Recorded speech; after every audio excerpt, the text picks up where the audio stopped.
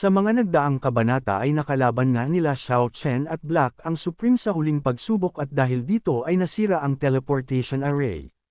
Na dahilan din upang hindi makapasok ang mga servant ni Xiao Chen sapagkat ang ginawang lagusan ni Xiao Chen ay patungo sa kawalan at isa itong labag sa kalangitan, at ang maari lamang na pumasok dito ay may mataas na antas ng cultivation o ang physical body cultivator, dahil kung hindi ay maaring ikamete ito ng papasok kung ang antas palamang ng cultivation ay nasa normal na emperor. Nakapasok na nga sina Xiao Chen at Black sa teleportation array na nakita nila sa void space subalit hindi nila ito alam kung saang patungo sa itaas na kaharian na nahahati sa tatlo. Dito nga sa itaas na kaharian ng Sword World na kung saan may matayog na bato at napapalibutan ng punong kahoy at makapal na hamog. Makalipas ang ilang sandali ay lumitaw dito ang teleportation array senyales na may lalabas dito. Maya-maya pa ay lumabas na nga sina Xiao Chen at Black at dito nga sila napadpad. Agad na inayas ng dalawa ang kanilang sarili. Pinakiramdaman naman ni Xiao Chen ang enerhiya ng lugar, nagtanong naman si Black na kung saan sila napadpad. Nagpatuloy ang ginagawa ni Xiao Chen upang malaman niya na kung saan silang kaharian. Maya-maya pa ay napangiti na lang si Xiao Chen na sabi pa nga niya na isa itong kawili-wili. Kaya naman agad niyang sinabi ito kay Black na lumalabas na nasa mundo tayo ng espada. Tinanong naman ni Black na kung hindi ba maganda ang mundo ng espada. Sinabi naman ni Xiao Chen na maganda, ngunit hindi maganda. Nagtaka naman si Black na sabi pa nga niya na Xiao Chen base sa tono mo ang mundo ng espada ay bahagyang nakakalito. Sinabi naman ni Xiao Chen na isang tao sa mundo ng espada, na napapailalim sa kalooban ng langit, ay dalubhasa sa pagpatay ng physical cultivator, sa masasabing nandito ako, ang hirap maglakad bawat pulgada sa lugar na ito. Sinabi naman ni Black na ang hirap maglakad bawat pulgada, hindi ba ibig sabihin na hindi mo magagawa ang lahat ng gusto mo? Pinakiramdaman naman ni Xiao Chen na kung may malapit bang lungsod sa kanila. Maya-maya pa ay napangiti na lang si Xiao Chen dahil ramdam niya na may malapit sa kanilang kinatatayuan. Dito nga sa mundo ng espada sa pamilyang Bai na kung saan kasalukuyang pinakawalan na ang ikatlong masters ng pamilyang Bai.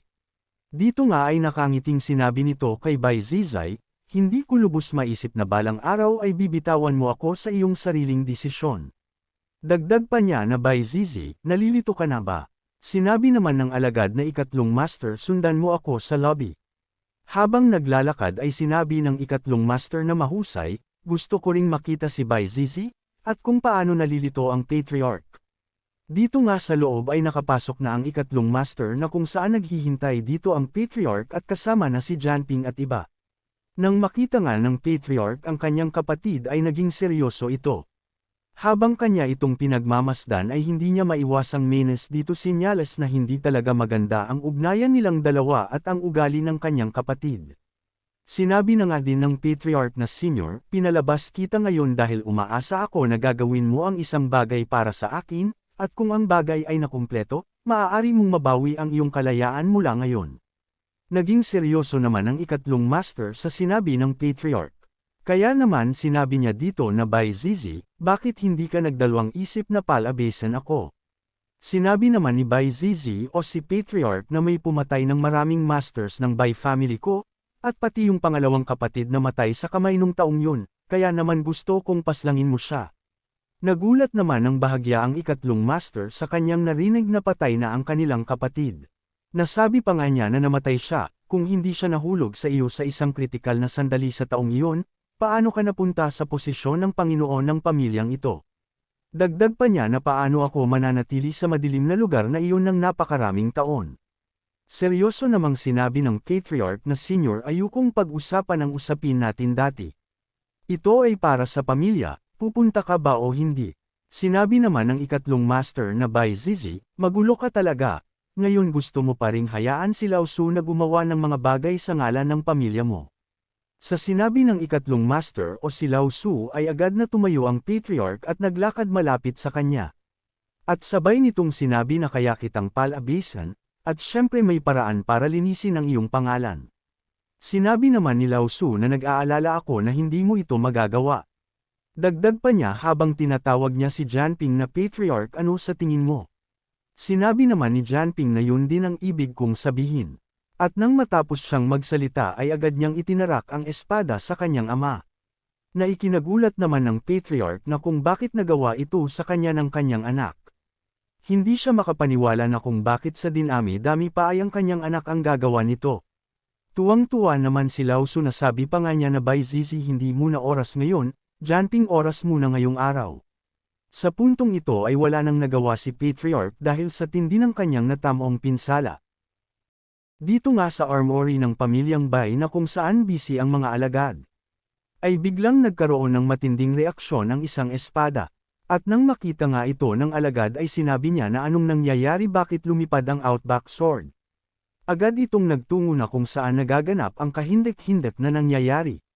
Nagtungo nga ang espada sa ikatlong master na kung tawagin ay Lao Su.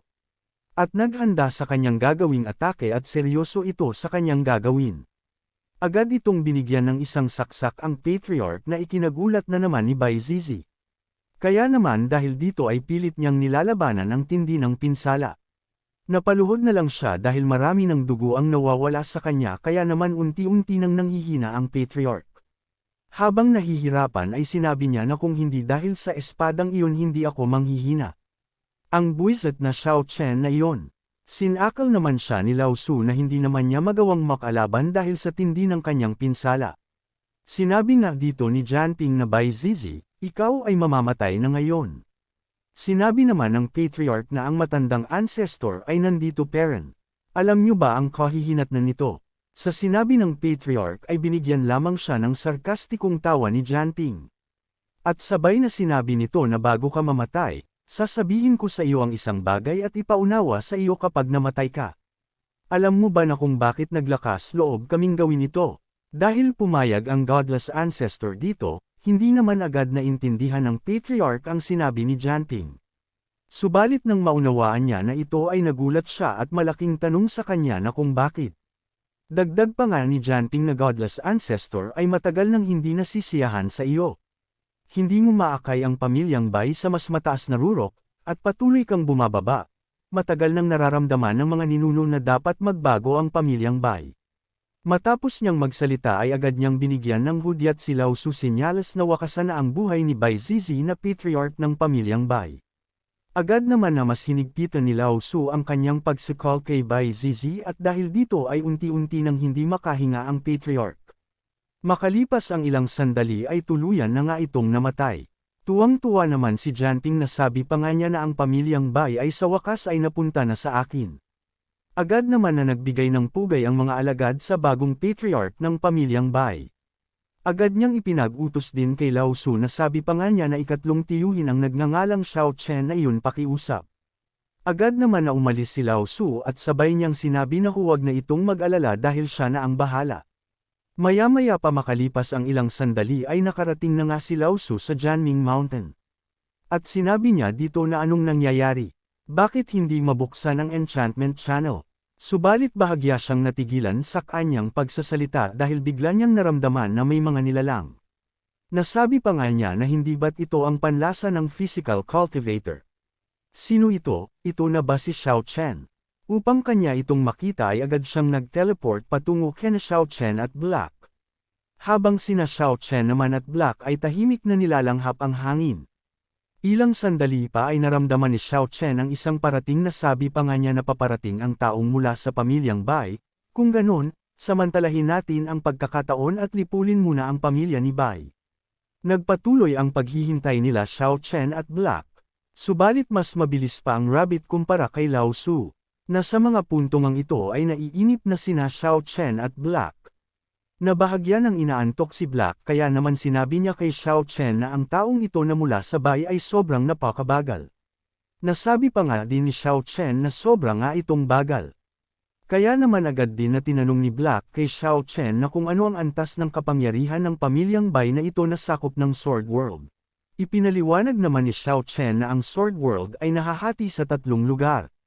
Sila ay ang itaas na misteryosong domain, ang gitnang misteryosong domain, at ang mas mababang misteryosong domain. Sa sandaling ito, tayo ay nasa mababang domain. Dagdag pa niya na kung tama ang pagkakaalala ko, may 3 sekta, 2 paksyon, at 8 malalaking pamilya, 3 sekta at 2 paksyon, ang lakas ay malupit, ngunit ang pinakamalakas sa Xia Xuanyu, ang pamilya, ay maaaring ikapitong ranggo. Nang marinig ito ni Black ay nadismaya siya na sabi pa nga niya na sobrang hina naman itong domain. Dagdag pa nga ni Xiao Chen na bagamat ikapito lamang ang ranggo ng pamilya Bai, sila rin ang may pinakamataas na utos. Pero ito ang pinakabasura dito sa tatlong kaharian ng Sword World. Tinanong naman ni Black na paano naman yung Supreme Clone na nakasagupa natin kanina kumpara sa pamilyang Bai. Sinabi naman ni Xiao Chen na walang paghahambing bagamat isa lamang itong clone ng Wuxen Supreme, ngunit ang Wuxen Supreme cultivation ay tyrannical, paano ito makukumpleto sa basura ng pamilyang Bai? Sinabi naman ni Black kay Xiao Chen na ang mundo ng espada ay dalubhasa sa pagpatay ng physical cultivator, hindi ba't nangangahulugan na? Dagdag pa niya na makakatagpo ka ba ng isang malaking grupo ng Supremo sa susunod? Alam na din ng Wuxen Supreme na iyon ang iyong pagkakakilanlan, hindi ba? Sinabi naman ni Xiao Chen na karamihan sa mga Supremo ay nasa seclusion at cultivation, at napakadaling makaalis sa pag-iisa. Basta't mananatiling mahinang pagkakakilanlan, walang magiging problema. Para sa Wuxen Supreme, ito ay talagang isang problema, ngunit ito ang wakas ng bagay, ang mga kawal ay darating upang harang, at ang tubig ay darating sa lupa. Nang marinig ito ni Black ay sinabi niya kay Xiao Chen na madali lang itong sabihin. Napansin naman na ni Xiao Chen na dumating na ang kanina pa nilang hinihintay. Agad na sinabi ni Lao Su na ang lasa ng physical cultivator. Ikaw si Xiao Chen. Kinumpirma naman ito ni Xiao Chen na tama ako ito. Hindi naman manag-aksaya ng oras si Lao Su na agad itong naghanda ng kanyang gagawing atake at sabay niyang sinabi na kung ganun ay mamamatay ka ngayon. Matapos ang kanyang paghahanda ay agad niya na itong pinakawalan. Hindi naman nagpakita ng takot si Xiao Chen sa ginawang atake ni Lao Su. At malugod niya itong tinanggap na parang isa lamang itong walang silbing atake. Agad na inayas ni Xiao Chen ang kanyang sarili na wala man lang kagalos-galos. Nang makita ito ni Lao Su ay nasabi na lang niya na ang physical cultivator na ito ay tila mas malakas kaysa sa naisip ko. Hindi na ipagkakaila na kaya nitong pumatay ng napakaraming tao sa pamilya ko Bai. Matapos siya sa kanyang mga iniisip ay agad niyang isinigaw na bata, inaamin kong malakas ka nga, ngayong araw ay ipapakita ko sa iyo ang pagkakaiba nating dalawa. At nang matapos siyang magsalita ay agad siyang umatake gamit ang kanyang abilidad. Ngunit ang kanyang ginawang atake ay naging walang silbi dahil walang kahirap-hirap na hinawakan ni Xiao Chen ang kanyang kamay. At sabay na sinabi nito na isa kang boring. Hinigpitan ni Xiao Chen ang kanyang hawak at dahil dito ay nabali ang mga daliri ni Lao Su. Habang nasasaktan ay nagugulat siya na sabi pa nga niya na paano ito posible. Sinabi naman ni Xiao Chen sa kanya na walang kapantay. Binitawan naman na ni Xiao Chen ang kamay ni Lao Su upang makipaglaro pa ng ilang sandali. Kaya naman agad niyang sinabi na sumugod ito ulit. Agad naman na nilabas ni Lao Su ang kanyang espada na kung tawagin niya ay Outback Sword. At naglalabas ito ng matinding aura na kayang hiwain ang kalangitan. Sarkastiko namang sinabi ni Xiao Chen na ang espada ay mabuti, ngunit ang mga tao ay hindi mabuti. Hinanda naman ni Lao Su ang kanyang gagawing atake na kung tawagin niya ay Second Grade Heavenly Rank Sword of My Raid Tribulation. Natawa naman si Xiao Chen sa hinandang atake ni Lao Su. At agad itong naghanda upang salubungin ang atake. Matapos din ang kanyang paghahanda ay agad niya nang pinakawalan ang kanyang atake at dahil dito ay nawasak ang atake ni Lao Su nang walang kahirap-hirap. Kaya naman nang makita niya ito ay bahagya na siyang kinakabahan dahil mukhang lubhangang malakas ang Xiao Chen na ito. Agad niyang hinanda ang isa pa niyang abilidad gamit ang espada. At dahil dito ay nahiwa ang kalangitan at naglalabas ito ng matinding kidlat. Matapos ang paghahanda ni Lao Su ay agad niya na itong pinakawalan patungo kay Xiao Chen. Agad naman na hinanda ni Xiao Chen ang kanyang kamao na nababalutan ng makapal na aura. At sinalubong ang atake ni Lao Su gamit lamang ang kanyang physical na lakas at aura.